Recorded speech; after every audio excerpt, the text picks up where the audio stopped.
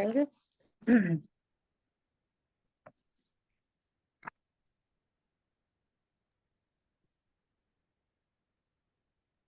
जीवमजीवं दप्पं जिह्वर्वसहेण जीर्णनिदिष्टम् ते बिन्द बिन्द वन्दम् वन्दे तं सर्वदा शिरसा। द्रव्य संग्रह जी ग्रंथ गाथा नंबर 45 पर हम लोग स्वाध्याय कर रहे हैं। और कल तक अपन ने स्वाध्याय की ज्ञानी श्रावक की 11 प्रतिमाएं। हम्म। गुण स्थान तो पांचवा ही रहता है और पंचम गुण स्थान के अंदर वीतरागता के अंश बढ़ते चले जाते हैं। तो उन वीतरागता के अंश का बढ़ना प्रतिमा है। संयम अंश जग्यो जहां भोग अरुचि परिणाम उदय प्रतिज्ञा को भयो प्रतिमा ताको नाम। हम्म। ठीक है। तो अपन ने कल तक चर्चा की थी कहाँ तक? घर व्यापार आदि संबंधी समस्त पापमय कार्यों में सम्मति सलाह देने का त्याग करने से 10वीं प्रतिमा धारक है। 10वीं प्रतिमा धारक तक अनुमति त्याग प्रतिमा। अब वो किसी आरंभ परिग्रह की अनुमति नहीं देता कि तुम शादी कर लो, कि तुम्हारे बच्चे हो जाएं, कि तुम ये व्यापार कर लो, कि धंधा कर लो, कि मंदिर बनवा लो। सुनो, घर बनवाने की भी नहीं कहेगा, मंदिर बनवाने की भी नहीं कहेगा। इतनी वीतरागता बढ़ गई है। क्या बोला? वीतरागता की इतनी वृद्धि हुई है कि मंदिर बनाने की भी नहीं कहेगा। क्यों? वहां भी हिंसा है और अहिंसा के अंश बढ़ रहे हैं। अहिंसा के अंश बढ़ रहे हैं। तो अब कोई भी ऐसे कार्य की अनुमोदना नहीं, कृत नहीं, कारित नहीं, अनुमोदना नहीं कि जिसमें हिंसा। अब विचार करो, ये सब ये सब कोई राग द्वेष की बातें नहीं है। ये वस्तु स्वरूप का निर्णय करने की बात है। जैसे आत्मा का निर्णय करने की बात है, वैसे ही पंच प्रभु के निर्णय करने की बात है। अब बोलो, महाव्रत के अंदर रहते हुए और मंदिर तुड़वाओ, मंदिर बनवाओ, ये 10वीं प्रतिमा में जब त्याग है तो ये महाव्रती को कैसे हो सकता है? ये भाव समझ आ गई बात? ये महाव्रती के काम नहीं है ये। और जब ऊपर की प्रतिमाओं के काम नहीं है, नौवीं प्रतिमा तक कर सकता है। क्या बोला? नौवीं प्रतिमा तक घर दुकान मकान बना सकता है, दूसरों से बनवा सकता है, बनाने की प्रेरणा कर सकता है। लेकिन 10वीं प्रतिमा से अब आरंभ परिग्रह का त्यागी हो रहा है वो। तो मुनियों को तो फिर कोई मैटर ही नहीं होता मुनियों के लिए कि ये वास्तु के विरुद्ध है, सो सही करो, बिगाड़ो, तोड़ो, फिर करो। आ रही बात ख्याल में? देखो, बात थोड़ी समझने जैसी है। आज मुमुक्षु समाज के अंदर जितने मंदिर बन रहे हैं, पता बहुत दंड है। है ना? आप सोचो, ऐसी ऐसी पराशुक विधि से बन रहे हैं मंदिर। पूरे पूरे के पूरे मंदिर बनवाने में एक आदमी इसीलिए लगा है हम्म। कि जितना भी पानी इस्तेमाल हो, छन के पानी जाए। क्या बोला? हम्म। समझ आई बात? जितने मुमुक्षुओं के घर हैं, है ना, वहां पर रात्रि भोजन जिमीकंद आदि है, वहां पे भी कम दिखेगा। और जो उधर के लोग हैं उनसे बात करो तो हर घर में मिलेगी ये चीज। और फिर कहते हैं कि तुम मुनियों को नहीं मानते। अरे हम ही तो मुनियों की आज्ञा में, हम्म, हम ही तो उनको मानते हैं।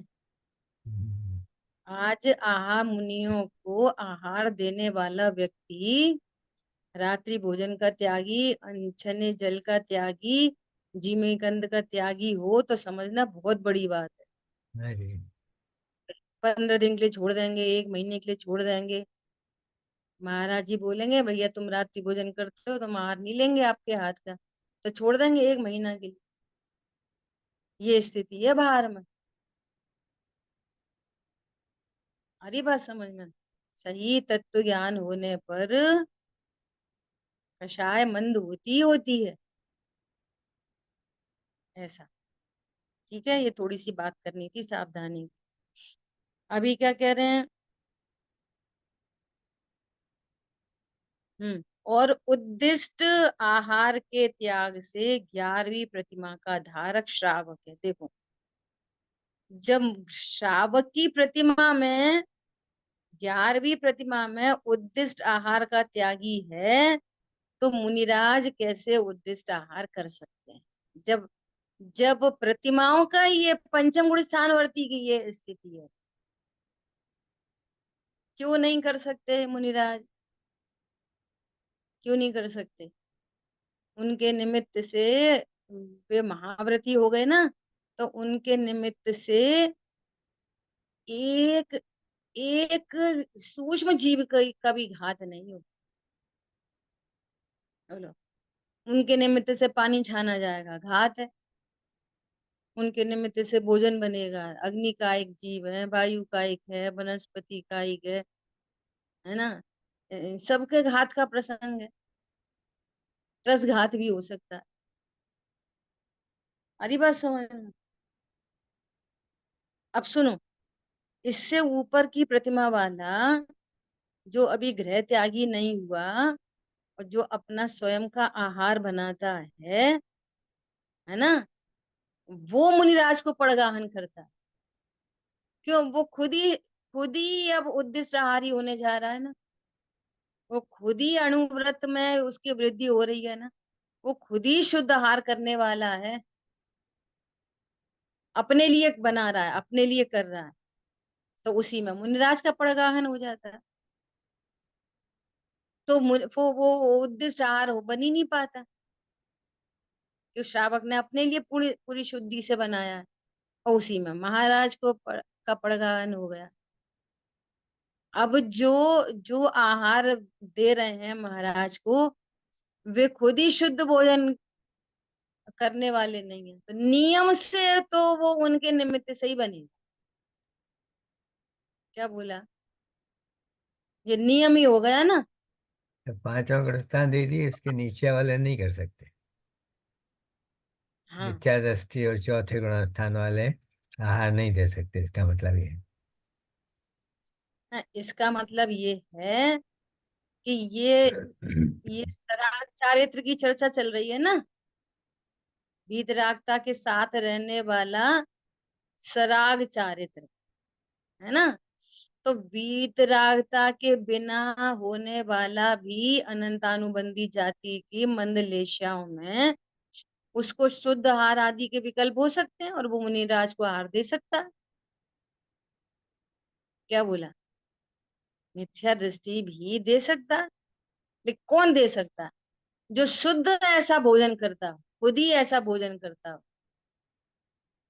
मुनिराज के निमित्त से नहीं बनाए, अपने लिए बनाए और उसी में से कुछ अंश मुनिराज को दे दिए। ये, और जो खुद नहीं करता होगा तो वो मुनिराज के निमित्त से बनाएगा ही बनाएगा, तो वो सारी हिंसा का पाप मुनिराज को जाएगा, और मुनिराज का महाव्रत खंडित हो जाएगा। आ गई बात समझ में, कि वो महाव्रती नहीं कहलाएंगे। ऐसा ही दिखता है मुझे आज। एक बात पूछनी है। अ, मुझे एक बात पूछनी है, इसमें दोष महाराज जी का लगता है कि जो ये गलती कर रहे हैं उनको दोष लगता है? उनको भी तो लगेगा दोनों दोष। को, हाँ, दोनों को, दोनों दोनों को है। बराबर। दोनों। देखो फिर से, मुनिराज को दोष किस बात का है कि गुणस्थान है निचला और मन वारे उचला, तो पहला दोष तो वही हो गया। उद्दिष्ट आहार की बात तो बाद में करेंगे, पहला दोष तो वही हो गया। तुम्हारी दशा तो निचली है, अवस्था तुम्हारी निचली है, और मनवारे अपने को महावृत्ति। तो पहले तो यही गलती हो गई, सबसे बड़ी गलती तो यही है, मूल मूल गलती। आप पांच परमेष्ठी के अंदर विराजमान हो, कोई छोटी मोटी दशा नहीं है आपकी। पांच परमेष्ठी मतलब परम पद में स्थित, विश्व के परम पद में स्थित, और स्वयं परम पद में स्थित नहीं है। ये पता नहीं चलेगा खुद को कि मेरे को वीतरागता के अंश हैं, वृद्धि है कि नहीं, कि अभी तो आकुलता के अंदर जीवन जी रहे हैं, ये उसको खुद नहीं पता। और जब पता है तो फिर मुनिराज को कहलवा रहे। और ये बात समझ में ऐसा, तो पहले गलती तो वही हो गई। अब जहां पे वो मूल मूल गलती है तो बाकी सारी गलतियां हैं फिर। मूल गलती जहां पर है तो वहां पर सारी गलतियां हैं। अब फिर भी 28 मूल गुण निरतिचार पालन हो, निरतिचार, निरतिचार में उद्दिष्ट आहार का त्यागी ही होगा। भले ही मिथ्या दृष्टि है और बाहर में बिल्कुल आगम अनुकूल 28 मूल गुण है, और कदाचित कभी दोष लग भी जाए तो उसका प्रतिक्रमण प्रायश्चित हो जाए। अब तो परमानेंट ही चश्मा लगा है, परमानेंट तौलिया से पूछा जा रहा है। एक दिन किसी शावक ने कुछ बाई मिस्टेक हो गया, तो अगले दिन सुधार हो गया, तो उसको अतिचार की गिनती में करेंगे कि भाई अतिचार लग गया तो गलती हो गई, सुधार हो गया। अब वो गलती कंटिन्यू है तो सुधार की कौन सी बात है? फिर तो वो 28 मूल गुण ही नहीं ठहरे ना, जो रोज रोज दिख रही है। अरे आप लौकिक में बोलो, बच्चा कोई गलती करे और सॉरी बोले, और कल फिर वही गलती दोहराए, और फिर कल फिर सॉरी बोले, तीसरे दिन फिर वही की वही गलती, फिर सॉरी बोले, तो कितने दिन सॉरी सुनोगे उसकी? कितने दिन चलेगी वो सॉरी? उस सारे की कोई वैल्यू नहीं है। समझ आई बात? हम्म। ऐसा, ये बहुत समझने की बातें हैं। किसी के कारण किसी को दोष नहीं लगता, पहले तो ये नक्की करो। श्रावक मुनिराज को गलत भोजन करा दें, है ना, तो इसका मतलब ये नहीं है कि श्रावक को दोष है, मुनिराज को दोष नहीं है। अब मुनिराज को क्या पता? अरे मुनिराज कोई छोटी मोटी चीज है? मुनिराज को पता नहीं चलेगी? मुनिराज कितने अंतराय टाल के, कितने दोस्तों को टाल के तब आहार करते हैं, ऐसे आहार नहीं करते कहीं भी। हमें क्या पता उसने क्या बनाया, उसकी जिम्मेदारी, अपन तो गए सो अपन तो खा लो, ये थोड़ी मुनिराज की वृत्ति होती है। अरे पंडित साहब, तो हम तुम के लिए समझाते हैं, हम तुम के लिए।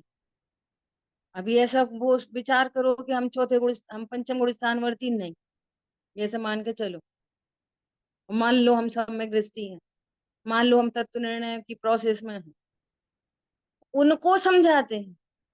आप कहीं गए हो और उसको मालूम है कि ये शुद्ध भोजन करते हैं, और उसने अपने हिसाब से शुद्ध भोजन बनाया, है ना, तो अपन तो खा लो चुपचाप। नहीं, आप पूछो, अगर आपका अटपैरा घी का नियम है तो आप पूछो कि भैया इसमें घी कैसे डला है? आपकी वो आटे बाटे मसाले की मर्यादा है, वे धुले मसाले हैं कि नहीं? अगर आप जैसा जैसा आपका नियम है तो पूछोगे नहीं? हमने सोची कि उनने कर ही दी होगी, हमें सोची, तो पंडित साहब बिल्कुल मना करते हैं, काय को सोची तुमने? हाँ, बाद में पता चली उनने तो हमें ऐसा घी खिला दिया, तो पहले क्यों नहीं पूछी? पॉइंट पकड़ में आया? ये हम तुम के लिए बोलते हैं पंडित साहब, मुनिराज की बात तो बहुत दूर की है। उनको पूरा आहार दिखाया जाता है पहले कटोरी में रख के, छोटी छोटी, आपने कितनी चीजें बनाई हैं, क्या है इसके अंदर, क्या चीज है, फिर उसमें से आपने बना दी 5 हरी, उन्हें लेनी है दो ही हरी, तो वो हटवाएंगे नहीं। हमें क्या पता भैया, हम तो जो उन्हें दे दो सो ही खा लो। ऐसे थोड़ी होता है। पता है, एक व्यक्ति ने हमसे क्या कहा, मुनिराज इतनी वीतरागता से आहार लेते हैं कि अगर उन्हें कोई गलती से आलू खिला दे तो उन्हें राग द्वेष नहीं होते। मैंने कहा बहुत ही बढ़िया, क्या ही तो पूछो उनकी वीतरागता। ये वीतरागता के अर्थ निकल रहे हैं। मतलब बुद्धि तो है ना बिल्कुल, आप कुछ पूछो मत। वे राग द्वेष नहीं करते, वे वीतरागी होते हैं ना, सो वे राग द्वेष नहीं करते। और वो उतना उपयोग भी नहीं लगाते, उन्हें पता ही नहीं चलती ये केला है कि आलू है, काय को उपयोग लगाते हैं उसमें, बहुत अच्छी बात है। तो तुम आपके हिसाब से वो मुनिराज क्या सिद्ध हुए, क्या सिद्ध हो गए? अब कैसे बोले हैं वो खोटा शब्द, है ना, बिल्कुल ज्ञान से शून्य हो गए मुनिराज तो फिर तुम्हारे हिसाब से। आ रही बात ख्याल में? आपकी खुद की जिम्मेदारी है। अगर आप कोई नियम संयम ले रहे हो तो आपकी स्वयं की जिम्मेदारी है। आप उस चीज का पूरा, आपको अधिकार है पूरा चेक करने का कि भैया इसमें कैसा तो पानी है। बहुत बुरी हालत है। वो वो है ना, वो भाभी जी पानी पी रहे हो, वो वाला ही पानी है? डबल छन्ना से है? नहीं, छाना तो एक सिंगल छन्ना चाहिए, तो फिर क्यों पूछ रहे? नहीं, पूछना तो चाहिए ही। अच्छा, जब मालूम है वो डबल छन्ने से छना पानी कोई पीता है, और तुम्हारे पास सिंगल छन्ने वाला पानी है, भले ही तुमने उबाला है और जीवों का घात हुआ है, और उसका नियम है और ये आपको पता भी है नियम है, तो आप इस इतनी फॉर्मेलिटी करोगे कि उसको ऐसा पानी पूछोगे? पूछते हैं लोग, खुद बिल्कुल अपने सामने की घटना है ये जो शेयर कर रहे हैं। और आप ये विचार करके चलोगे कि इन्हें तो पता है कि हम डबल छन्ने से छला पानी पीते हैं, इन्हें तो पता है कि भैया उन्हें कुछ नहीं पता, आप अपने संयम की रक्षा खुद करो। आप पूछ लो डबल छन्ने से छना है कि नहीं, वो मम्मी के लिए छाना था ना, वो सिंगल का है, सोई हम दे रहे, काय को दे रहे, क्यों दे रहे? तो अब किसकी गलती? उनकी, एकांत उनकी गलती कि नहीं आपने बिना जाने मेले आपने इस्तेमाल की, आपकी गलती। उनने करी सो उनकी खाते में, तुमने करी सो तुम्हारे खाते में। आपकी लापरवाही आपकी, उनकी लापरवाही उनकी। उनकी गलती का अपराध हमें नहीं लगेगा, हमारी गलती का अपराध उन्हें नहीं लगेगा। सब इंडिविजुअल है यहाँ तो। पानी छन गया, मर्यादा की नहीं, बाहर वाली भी नहीं करी, गर्म भी नहीं करी, बिल्कुल अभियाली छाना है, बिल्कुल अभियाली। अब उनके 2-4 घंटे तो अभियाली होती है, अभियाली छाना भी वो अभियाली, एकदम अभियाली। ऐसी स्थिति है कि आटे के कितने दिन हो गए, अब उन्हें खुद ही नहीं पता कितने हो गए, 8-10 दिन। वैसे मर्यादित थे वैसे। भाई जी बोल रहे कि जैसे उन्होंने एक एक और बनाया, उनको ऐसा डाउट हुआ कि ये क्या है, ऐसा उन्हें काला काला कुछ दिखा और उनको डाउट हुआ, तो वे थोड़ा सा ऐसा करके पलट के देख रहे, तो वे तो अपनी थाली के एकदम नजदीक है, देख रहे। वो दूर खड़ी हुई बाई बोलेगी, पंडित जी कछु नहीं है, जीरो है। मतलब तेरे को इतनी दूर से दिख रहा, हम यहाँ पास से नहीं देख पा रहे। विचार करो, कछु नहीं है, कछु न वो उसी भाषा में बोलते हैं, कछु नहीं है जाम है, जीरो है। हमें नहीं पता चल रही जीरो है कि धनिया है कि कोई तिरुला है कि क्या है। तो मैं मतलब मान कषाय इतनी तीव्र होती है, उसको संयम असंयम विवेक कौन है, ऐसा होने से दोष लगेगा कि लाभ होएगा। तुम तो हमारे घर आए हो सो खा लो चाहे जैसा, कोई ये नहीं कहे कि इनके घर अंतराय हो गया। तो अपनी इज्जत की पड़ी है, सामने वाले के संयम असंयम की कोई कोई चिंता नहीं पड़ी। अरे उसमें है तो हटा दो। अरे गलती से वो तो नहीं गया, हम भी देख लो, तुम भी देख लो, वो अगर वो थाली छोड़ते हो तो थाली छुड़वा दो, उड़ जाए तो फिर पानी पिला दो, उसमें क्या है। सिंपल रहो ना, सिंपल। नहीं भी तो कुछ खा ही नहीं पाए, नहीं खा पाए तो नहीं खा पाए, नहीं तो हमें दुख होएगा तो काय का दुख हुआ तुम्हें, उनके नहीं खाने का या हमसे मिसिंग हो गई उसका, हम ध्यान नहीं रख पाए उसका, काय का दुख है बोलो। या लोग बोलेंगे इनके घर में तो अंतराय हो गया, इस बात की चिंता है। कषाय कितना काम करती है पता है, बहुत सूक्ष्मता से विचार करो तो। किस बात की चिंता है, अपनी इज्जत की, कि वो व्यवहार नहीं कर पाए इसकी, कि हमसे गलती हो गई इसकी। सुधार कहाँ पे चाहिए? गलती का सुधार चाहिए। चाहिए, उससे हम्म, कोई लेना देना नहीं है हमको। ऐसी बहुत सारी बातें हैं। कहने का मतलब ये, जहां गलती हो रही है वहां सुधार चाहिए, और उस गलती करने वाले को, उसी को बंद है उसका, दूसरे को नहीं, दूसरे को नहीं। ये समझने की बात है। ठीक है, अभी क्या कह रहे हैं, तो ये 11 प्रतिमाओं की इस तरह से पूरी चर्चा हुई। इन 11 प्रकार के श्रावकों में पहली 6 प्रतिमा धारक तारतम्य रूप से जघन्य श्रावक है। ये कैसा श्रावक है? जघन्य, है ना। उसके पश्चात की 3 प्रतिमा धारक मध्यम श्रावक है, और अंतिम 2 प्रतिमा धारक उत्तम श्रावक है। अब ये उत्तम श्रावक ही नग्न दिगंबर दीक्षा लेगा पहले। पहले नग्न दिगंबर दीक्षा होगी, पहले 28 मूल गुण का पालन होगा, और फिर जो तीन तीन काल की सामायिक है, उन 3 काल की सामायिक में किसी पर्टिकुलर, जब उसकी काल अवधि पके, वैसी वैसी उपादान योग्यता आए, तो तीसरी कषाय चौकड़ी का भी अभाव होते हुए फिर भावलिंग प्रकट हो, तब वो सही द्रव्यलिंग कहलाए। हरी बात समझ में? पहले वाले को पूर्वचर द्रव्यलिंग कहेंगे, बाद वाले को यथार्थ द्रव्यलिंग कहेंगे। क्यों? इसके साथ में निश्चय भावलिंग विराजमान। ये है मुनिराज की वास्तविक दशा। ठीक है। अब एक देश चारित्र के व्याख्यान के पश्चात सकल चारित्र का उपदेश कर, वापस। चारित्र मतलब वीतरागता में वृद्धि, चारित्र मतलब स्वरूपाचरण चारित्र, ये चारित्र है।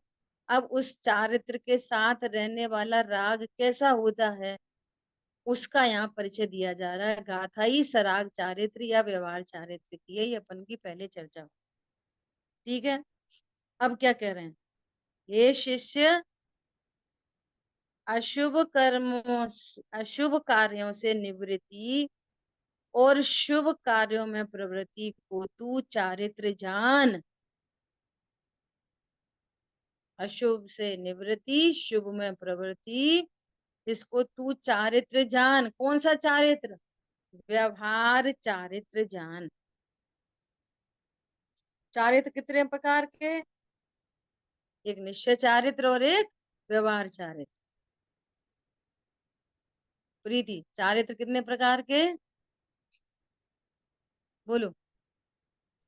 2 प्रकार के। पारुल बहन, कितने प्रकार के चारित्र?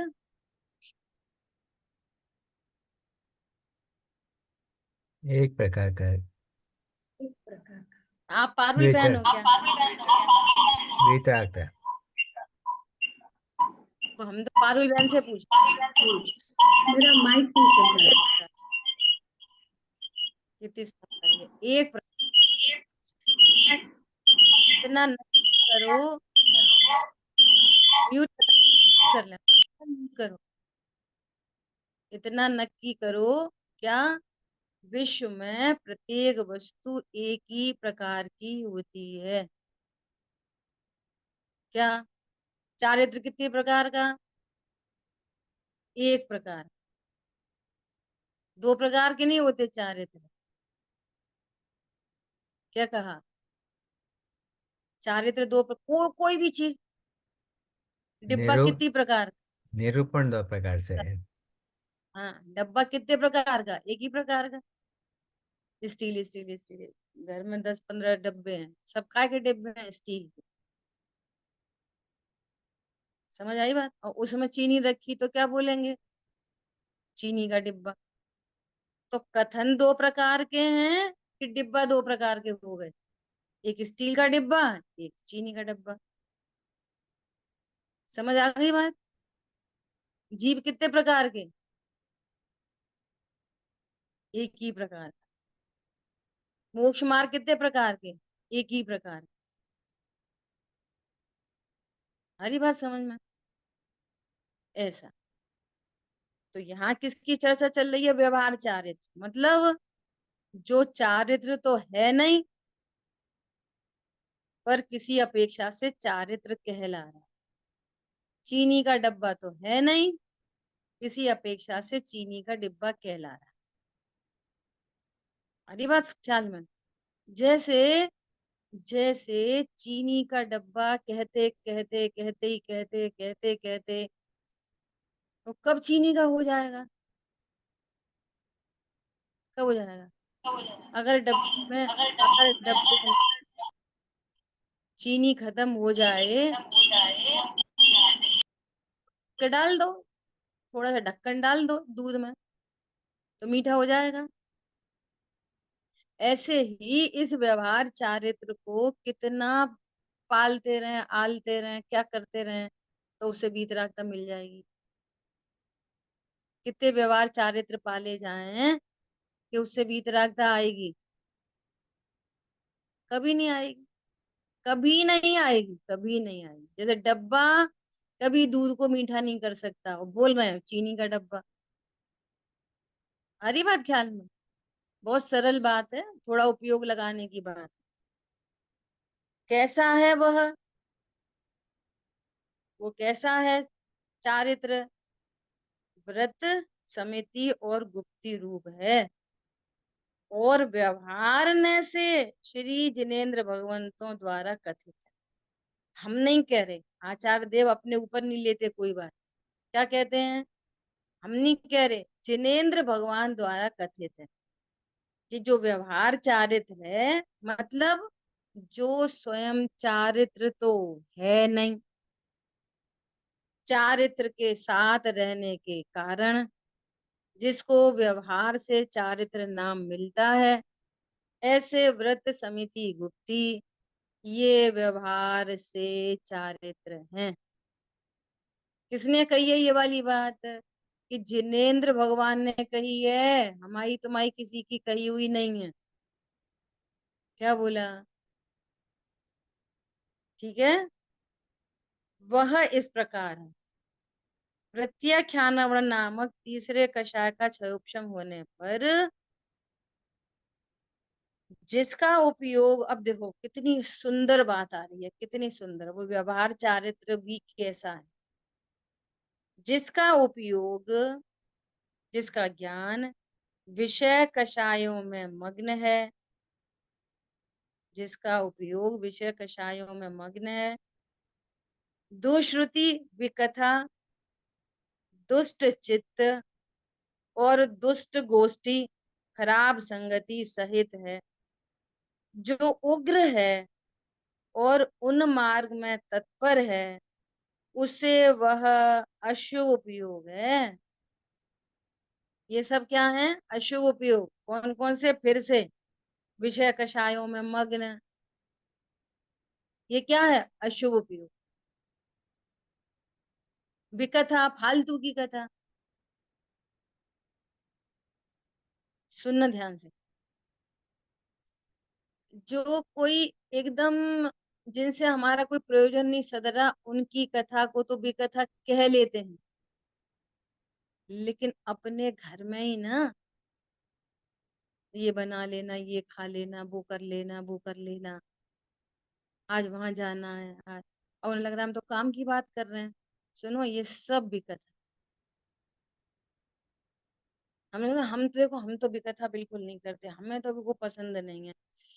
तो ये जो कथा कही जा रही है ये भी विकथा ही है। क्या बोला? ये जो कथा करी जा रही है ना, वो भी क्या है? वो भी विकथा है। कौन पकड़ में आया? नहीं आया? वो दूसरों तीसरे की बातें तो सब स्वीकार कर रहे हैं, लेकिन तुम्हारा उपयोग भी जहां पत्नी बच्चे दुकान मकान की कहानी कह रहा है ना, वो सब विकथा है।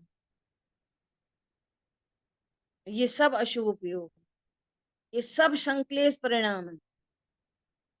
बिल्कुल शांति से अपन ये बातें कर रहे हैं कि कल ऐसा कर लेना, ऑफिस जाना है, सुबह जल्दी उठना है, और शाम का टिफिन बना देना, ये कर देना, वो कर देना। ये क्या है? जी सुकथा।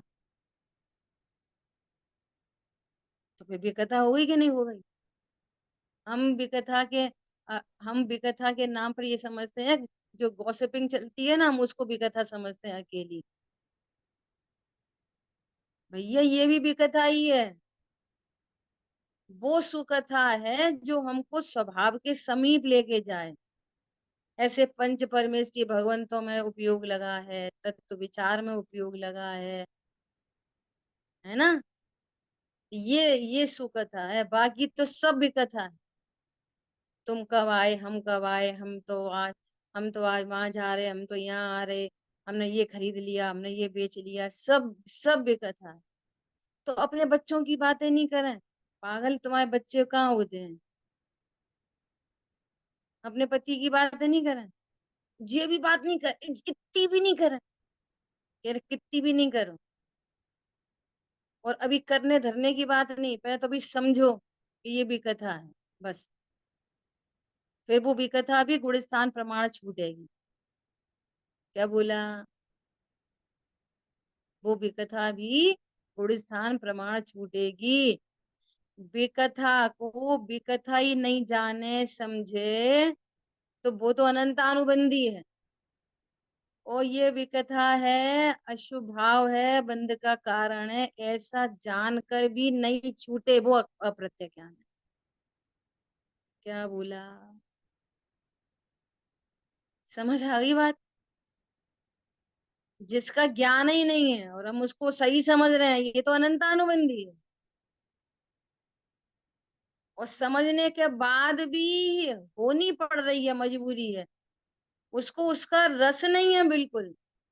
क्यों? समझ में आ गई है ना ये भी कथा है, तो भी नहीं छूट पा रही है, पक्ष नहीं है। ये अनंतानुबंधी है। ये बहुत पॉइंट पकड़ने वाले हैं ये सब। ये अपन को आदरणीय भाई साहब से स्पेशल ये चीजें मिली हैं, ये समझ लो। या तो सीधे सीधे ऐसे बोलेंगे, बिल्कुल नहीं करो विकथा, बिल्कुल नहीं करो। ऐसा होता ही नहीं कि बिल्कुल नहीं करो। बिल्कुल तो अरंतों को नहीं होती, बिल्कुल तो मुनिराजों को नहीं होती। पहले गुण स्थान में बिल्कुल नहीं करो, चौथे में बिल्कुल नहीं हो, अरे वो क्रम से घटती है, अनंतानुबंधी अप्रत्यक्षान प्रत्यक्ष। ये साइंस है ये। या फिर पक्ष करेंगे, अब इतनी तो होती है, अपने मोड़ा मोड़ी है तो इतना तो क्या नहीं पड़ेगा, करना ही पड़ेगा। या तो ऐसा, या हम बिल्कुल नहीं करेंगे। ये दोनों ही विधि से के विरुद्ध हैं। दोनों बातें विधि के विरुद्ध। क्या बोला? हम बिल्कुल नहीं करेंगे, ये भी आगम विरुद्ध है। और इतनी तो हमें करनी पड़ती है, ये भी आगम विरुद्ध। वो आगम विरुद्ध मतलब वो अनंतानुबंधी। हरी बात ख्याल में? ऐसा बहुत अच्छा एग्जाम्पल दिया था परसों ने, कि मालूम है कि अगर बहुत ड्राइविंग कर रहे हैं, बड़े बड़े ड्राइवर हैं, है ना, और फिर भी एक्सीडेंट हो जाता, कभी नहीं हो जाता। तो मालूम है कि सामने गाड़ी आ रही है, दिख रही है, और प्रैक्टिस भी है, और फिर भी ब्रेक के बदले कुछ ना कुछ तो मिसिंग हुआ, एक्सीलेटर पे पैर चला गया, गियर नहीं बदल पाए, ध्यान बदल गया, कुछ तो मिसिंग हुआ ना। इसका नाम अप्रत्याख्यान प्रत्याख्यान। क्या बोला?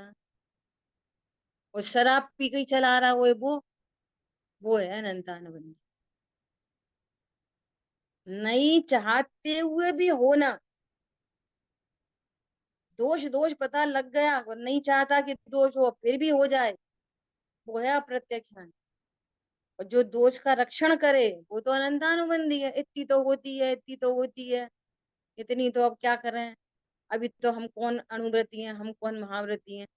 तो भैया तू अणुव्रती महाव्रती नहीं है, पर पक्ष क्यों कर रहा है कसाय की? ठीक है नहीं है अणुव्रती महाव्रती, पक्ष क्यों है कसाय का? बहुत बड़ा पॉइंट है ये पक्ष समझने का। अब इतना तो करना ही पड़ता है, इतना तो बोलना ही पड़ता है, ऐसा। ठीक है, अब समझना यहाँ पे, दुष्ट चित्त और दुष्ट गोष्ठी, खराब संगति सहित है, उग्र है, उग्र, बहुत ज्यादा, क्या कहना चाहिए, एक्साइटेड, हर बात में एक्साइटेड होते ना। किसी को इतनी सी बात बोलो तो धड़ाम धड़ाम धड़ाम धड़ाम। धीरे से तो कोई बात ना सुननी है ना धीरे से कोई बात करनी है, हर समय उग्र, एक्साइटेड, एवरी टाइम एक्साइटेड, उग्र, है ना। उन मार्ग में तत्पर, उपोजिट, एक है सन्मार्ग और एक है उन्मार्ग। सन्मार्ग से उपोजिट, उन्मार्ग में तत्पर। उन्मार्ग की बातें करो तैयार एकदम, उछलता मेरा पौरुषार्थ। बताओ भैया क्या, हम बताओ, हम कहें तुम्हारा, हम बताओ अपनी क्या समस्या, हम बताओ हमें। ये उग्र, और किस में तत्पर, उन्मार्ग में तत्पर। ये सब क्या है? अब ये सारी बातें कहीं दूर रह गई, दुनिया का भला, लौकिक रीति का भला, समझ में आ रही है? कहीं दूर चली गई, इनका भला कर देगा। अपनी समझ शक्ति, अपना वीर कहाँ लगाओ, अपनी उन्नति में इतना समय लगाओ कि हमें दुनिया जहान की बातों की फुर्सत नहीं। इतना, कल भी किसी से बात हो रही थी, भैया कितने ग्रंथ हैं स्वाध्याय करने के लिए, इतनी होली जलने के बाद भी इतने ग्रंथ अभी भी महाभाग्य से शेष हैं। बोलो सारे ग्रंथ पढ़ लिए? हम तो बड़ी स्वाध्याय करते, सारे ग्रंथ पढ़ लिए? अभी ग्रंथों के और आचार्यों के नाम तक पता नहीं होंगे कि कौन कौन से आचार्य हैं और कौन कौन से ग्रंथ। समझ आई बात? इतना समय लगाओ अपनी उन्नति में। उसे वह अशुभ उपयोग है। इस गाथा में कथित लक्षणों युक्त अशुभ उपयोग से निवृत्ति और उससे विपरीत शुभ उपयोग में प्रवृत्ति, उसे हे शिष्य तू चारित्र जान। इससे ओपोजिट करो, अब सबका ओपोजिट करो। क्या? कषायों में मग्न नहीं, किसमें मग्न है? वीतरागता में भी मग्न नहीं, स्वभाव में मग्न है। उल्टा भी समझ समझ के उल्टा करना। जो कषायों में मग्न है सो अशुभ उपयोग, जो वीतरागता में मग्न है वो शुभ उपयोग, और जो स्वभाव में मग्न है वो शुद्ध उपयोग। समझ में आई बात? सही है। जो अपनी वीतरागता को प्रकट करने के लिए उद्यमी है वो शुभ उपयोग। समझ आई बात? स्वभाव में जो मग्न है, हो नहीं पाया, तो स्वभाव की जो भावना है वो है शुभोपयोग। समझना, शुभ के लिए जो शुभ किया जाए ना, शुभ के लिए जो शुभ किया जाए वो शुभ नहीं है वास्तव में। नहीं। शुद्ध के लिए जो शुभ किया जाए और शुद्ध में रह नहीं पाए तो वो शुभोपयोग। व्यवहार के लिए किया जाने वाला व्यवहार व्यवहाराभासी है, और परमार्थ के लिए जो व्यवहार है वो असली व्यवहार, ऐसा समझना। ठीक है। विकथा में तो सुकथा में, सुकथा कौन सी है? चार अनुयोगों के द्वारा विचार करना। उसमें बहुत अच्छा आया था श्रावकाचार्य जी ने। क्या आया? यदि तेरा उपयोग स्वभाव में न लगे तो अनंत आदि का विचार करना, तीन लोक की रचना का विचार करना, है ना, धर्म ध्यान के चार वेद, है ना, हम्म, ऐसा कर्म के उदय का विचार करना, अपने स्वभाव का विचार करना, ये इसमें उपयोग लगा। कौन लगाएगा इसमें उपयोग? कौन लगाएगा? अभी जो कुछ दिन पहले इच्छुक है। एक गोष्ठी में उन्होंने बोला था कि जब तक आपकी लाइफ का गोल नहीं है ना, तो ये बस उपदेश ही उपदेश चलते रहेंगे, होना जाना कुछ नहीं। हमारा गोल, लोगों ने साधन को साध्य बना रखा है। हमारा गोल स्वाध्याय करना थोड़ी है। गोल समझ, स्वाध्याय करना गोल गोल नहीं है, वो साधन है उस गोल को अचीव करने है। और फिर इसके पहले गोल निर्धारण हो, और गोल कैसे अचीव होता है उसके साधनों का ज्ञान है। हमें अमेरिका जाना है, हमारा गोल है, उसका साधन कौन है? बस से चले जाएंगे। अपनी कार हमने अभी खरीदी है 1 करोड़ की, तो हम 4 करोड़ की खरीद लो। साधन बोलो क्या है उसका? तो साधनों का ज्ञान, साधनों के ज्ञान के बाद उन्होंने एक बहुत अच्छा टर्म बोला था, अर्जेंसी इन लाइफ। आपको कितनी अर्जेंसी है उस गोल को अचीव करने की? बोलो, कितनी अर्जेंसी है? वो गर्दन को पकड़ के और स्विमिंग पूल में डुबा दो। बोलो कितनी अर्जेंसी है लाइफ की?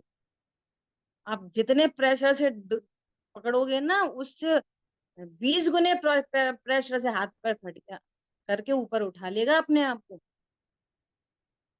क्या बोला? क्यों? अर्जेंसी है, मर जाऊंगा। ये नहीं बोलेगा इतनी कस के उनने गर्दन दबा दी, हम तो उठा ही नहीं पाए। समझ में आ रही है अर्जेंसी? बोलो, 1 सेकंड की अर्जेंसी कितनी बड़ी चीज होती है। ट्रेनिंग छूट जाती है लोगों की, मौत हो जाती है। डॉक्टर ने बुलाया और 1 सेकंड के लिए लेट हो गए, हमने एंट्री ली, डॉक्टर बाहर चला गया, बुला कॉल करते रहे, आया वो आधा घंटे बाद। 1 सेकंड में तो प्राण निकल गए। बोलो अर्जेंसी। एक एक पर्याय जो विकथा में जा रही, एक एक पर्याय निश्चित जानो उसके फल भोगने पड़ेंगे। नंबर 1। नंबर दूसरी बात, आप अपने अनंत चतुष्टय को दूर कर रहे हो। कोई भी हो, आप हो, हम हो, एनीबडी। किससे दूर जा रहे हो? अपने अनंत सुख से दूर जा रहे हो, अपने अनंत सुख को दूर कर रहे हो। जिस एक पर्याय में सम्यक दर्शन हो सकता है, जिस एक पर्याय में अनुव्रत हो सकते, जिस एक पर्याय में महाव्रत हो सकते, जिस एक पर्याय में अनंत चतुष्टय हो सकते, उन एक पर्याय का बंच करके आपने कचरे में डाल दिया। बोलो, अब रो रहे हमारे पास काय को ऐसे उदय आ रहे। प्रकृति के कंप्यूटर में भूल थोड़ी होती है ना, वहां पर ये चीज है कि ये तीर्थंकर का जीव है, कि ये गरीब है, कि ये अमीर है, कि ये गोरा है, कि काला है, कि लंबा है। हर ये बात ख्याल में, इसलिए बी अलर्ट, सावधान होना चाहिए। बहुत समय बीता, चारों तरफ, चारों तरफ देखो तो कषाय के तांडव मच रहे हैं चारों तरफ। जहाँ इतनी सी बात कहीं किसी की कान में पड़ती है, हाय तौबा, हाय तौबा, हाय तौबा, हाय तौबा। समझ में आई बात? फिर अब दूसरी समस्या क्या है? दुख सहा नहीं जा रहा, दुख दूर करने का उपाय पता नहीं है, दुख का कारण भी नहीं पता, तो अब क्या करो? कॉम्प्रोमाइज, तड़प तड़प के सहन करते रहो होल लाइफ। किसी बात गजब की लिखी है टोडरमल जी ने, तड़प तड़प के सहन करते रहो। अब क्या करो? कॉम्प्रोमाइज। बस ये नहीं पता कि तू इन्हीं परिस्थिति में अपना बहुत बड़ा भला कर सकता, बहुत बड़ा काम कर सकता। आई बात ख्याल में? ऐसा। सो क्या कह रहे हैं, इन सबसे ओपोजिट क्या चीज है? वो शुभ उपयोग है। उसको हे शिष्य तू चारित्र जान। डायरेक्ट बोल रहे हैं चारित्र जान। कहा था मैं पहले, कह दिया कि व्यवहार चारित्र की परिभाषा चल रही है। इसको निश्चय चारित्र नहीं समझना। निश्चय चारित्र की गाथा 46 आ रही है। नहीं तो लोग ऐसा पकड़ के देखो, आचार्य ने लिखा है ना खुद ही कि ये चारित्र है, तू चारित्र जान। अब ना आगे पढ़ेंगे ना पीछे पढ़ेंगे, यही चारित्र है। अशुभ से निवृत्ति, शुभ में प्रवृत्ति, यही चारित्र है। सो हम ये चारित्र पाल रहे हैं, हम तो चारित्रवंत हो गए सम्यक दृष्टि अपने आप। देख लो आचार्य ने लिखी।